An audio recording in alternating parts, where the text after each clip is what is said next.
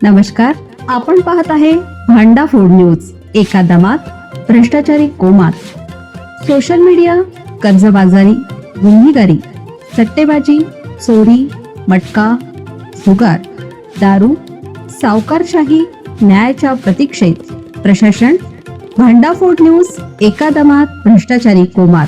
कामे अपूर्ण असताना उड्डाणपूल खुला करण्याची घाई.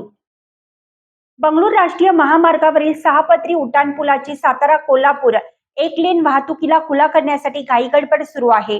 मात्र ही घाई गडबड प्रवाशांच्या जीवावर बेतण्याची भीती आहे. उड्डाणपुलाची सुरक्षेच्या दृष्टीने सर्व कामे पूर्ण करूनच हा उड्डाणपूल वाहतुकीसाठी खुला करणं गरजेचं आहे. सदर उड्डाणपूल 20 जूनला खुला होणार अशी सोशल मीडियात चर्चा सुरू झाल्यानंतर अनेक वाहनधारक व नागरिकांनी याबाबत आपली भूमिका मांडली आहे. सदर उड्डाणपूल 20 जूनला खुला होणार अशी सोशल मीडियात चर्चा सुरू झाल्यानंतर अनेक वाहनधारक व नागरिकांनी याबाबत आपली भूमिका मांडली.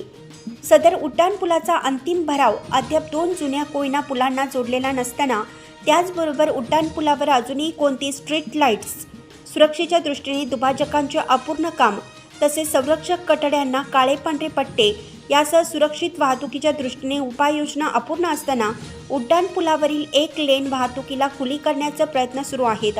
महामार्गावर कोल्हापूरहून पुणे बाजूकडे जाणारी वाहतूक नांदलापूर नजीक उड्डाणपुलावर घेऊन उड्डाणपुलाच्या सातारा कोल्हापूर लेनवरून सुरू करण्याचे प्रयत्न सध्या सुरू करण्यात आले आहेत. या पार्श्वभूमीवर पुलाच्या कामाची घाई गडबड सुरू केली आहे. मात्र ही घाई गडबड सुरक्षित प्रवासाला छेद देत सुरू असून धोकादायक ठरण्याची चिन्हे आहेत.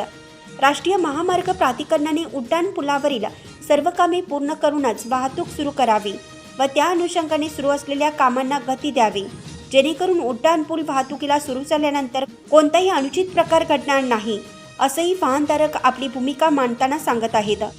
उड्डाणपुलाच्या दुसऱ्या लेनवरील एक्सपान्शन पॉईंटचे काम अपूर्ण. उड्डाणपुलाच्या कोल्हापूर सातारा लेनवरील एक्सपान्शन जॉईंटचे काम अजूनही अपूर्णच आहे.